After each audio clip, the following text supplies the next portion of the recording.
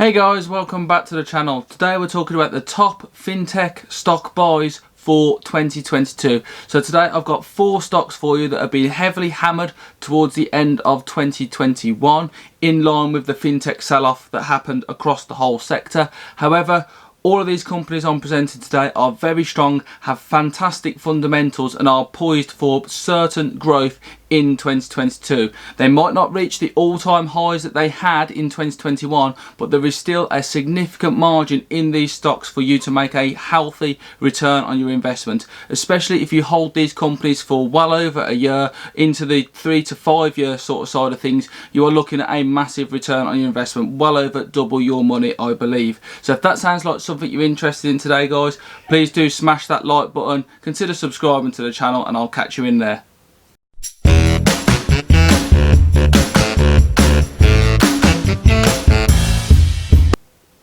Hey guys, welcome into the video, and the first company we're going to talk about, as if we couldn't talk about any other one, that is PayPal Holdings, ticker PYPL. Now this company has been absolutely smashed over the last couple of months or so. Market cap is 221 billion. Share price currently is $188, down from a high of $307 in the last year or so.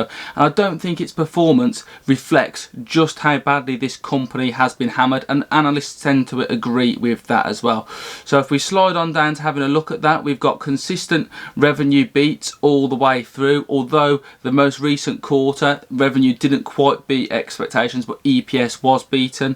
If we have a look at its last history over the last 4 years, we haven't completed 2021 yet, there's still Q4 to go, but as you can see, the company is healthily growing, its revenues growing, its earnings are growing, it has a significant cash bank as well, and is a very profitable business.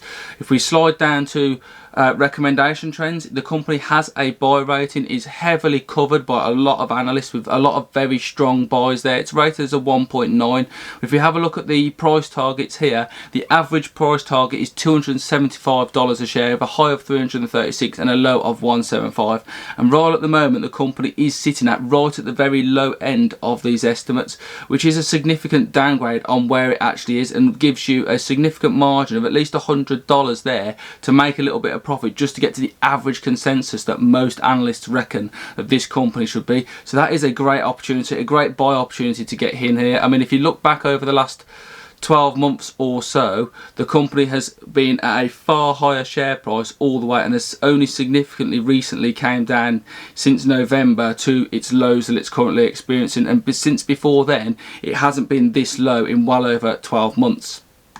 If we have a look at the Q3 side of things, the last amount of accounts that PayPal did publish, there's still a lot of very positive news in here, guys. Active accounts up, customer engagement up, total payment volume up massively, free cash flow up massively, revenue up again, not quite as high as some people expected, which is why the share price did sell off a bit, but I believe it was oversold. And non-GAAP EPS is up, even though not by quite double digits, only the 4% there. Announced a massive deal with Amazon, so that is a massive plus point, an instant win there. There's lots of wins here early on with crypto getting involved. PayPal doing crypto is just, you know, the yin and yang coming together right there, so that is another massive opportunity there. All revenue and footprint is growing and is on the up. There is lots of really good things. I would encourage you to dive into just how well this company is doing. We quickly cut through to the business updates. You can see all growing nicely through 2020 from Q3 17, 18, 19 and 2021, all growing massively, and that is excluding eBay. This is where people did like the sell-off here. There was a slight downgrade here for Q3, so there's a little bit blip in the performance, but that is exactly what I believe is a blip and nothing more than that. And I think once they continue successive quarters down the line, I think it will recover just nicely. Lots of good news and good metrics in this company, and I'm going to move it on to the next company, and the next company is SoFi. SoFi Technologies is heavily dominant in my portfolio. Year to date it has sort of peaked and troughed a little bit, so it went right the way up to $22.7 a share. It's currently at $15.81. A lot of people waiting for the bank chart to come through on this one and student loans to start being repaying, but membership for this company is massively growing. It keeps just quarter after quarter, year after year growing its membership, people in its financial service ecosystem, and its revenue as well. Current market cap is $12 billion. It was up at well over 20 billion, so there's a significant margin to be had here. As you can see here, from 2018, revenue is starting to climb quite nicely, and they are just on the cusp for 2021 of the break-even point in terms of earnings, which is good news. If we have a look at the buy ratings, it is rated quite strongly. Not quite so many analysts on board with this one, but still receives a pretty good buy rating with a high of 30, an average of 24, a low of 19, and the share price is sitting well below that at $15.81. It was even lower than that, and that to me represents a fantastic opportunity to get in a fintech stock that is only just getting started. And if we just quickly hop into their investing presentation, we can see just how quick the membership growth is growing from 2019 to Q3 2021. It just keeps growing and growing and beating quarter after quarter.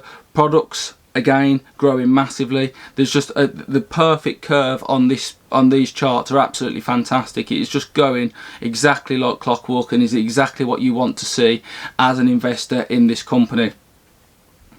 And next company today is Upstart. This company became very famous in 2021 with the sort of peaks that it had in the 18th of October, reaching $383 a share, currently at $151 with a market cap of 12. But from the year at the start, it was $54 a share, so that is still 3 times your investment. I believe that this company, it might not see highs of $400 this year. You're going to have to keep it for a lot longer than that to see those sort of prices again, but I do believe there is a significant margin again in this company with the strength that it's showing on its balance sheet and in its growth for it to continue doing so as well. So if we just again hop on through to quarter earnings and consensus EPS, beats all the way through and significantly beaten as well in Q2 and Q3 2021.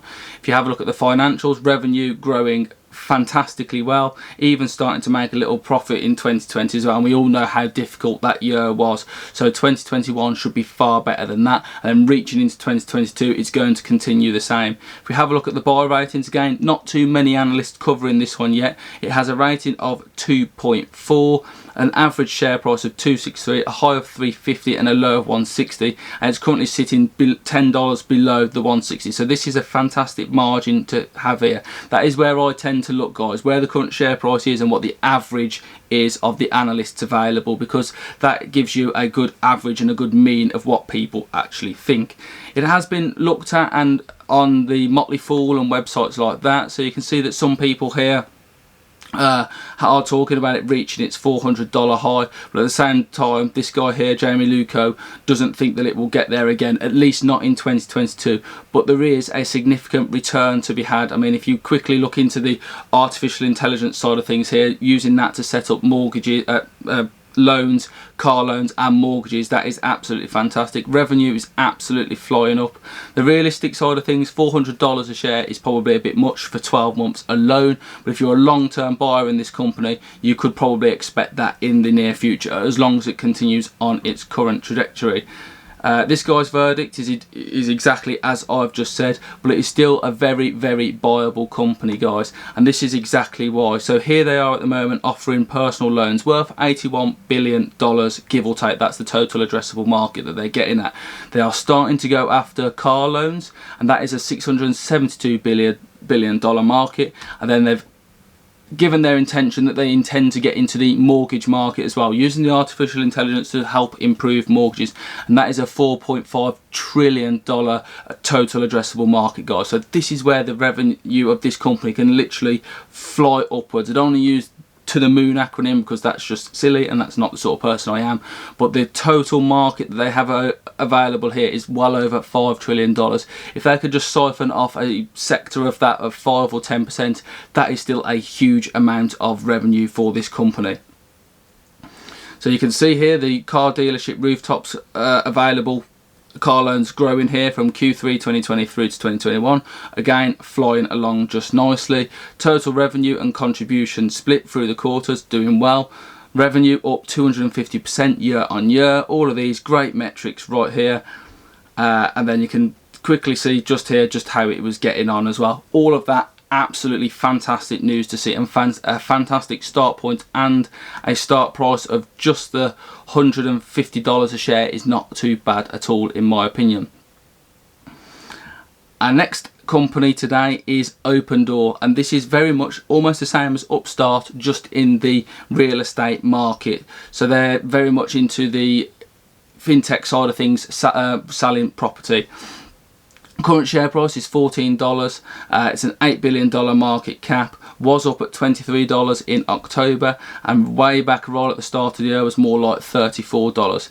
If you scroll on down, this company has probably got the not the best performance wise out of the ones that I've selected, should I say, but there is still a lot of growth available in this company. 2020 hit the revenue of the real estate sector quite hard, which is what can be seen here and what can also be seen here.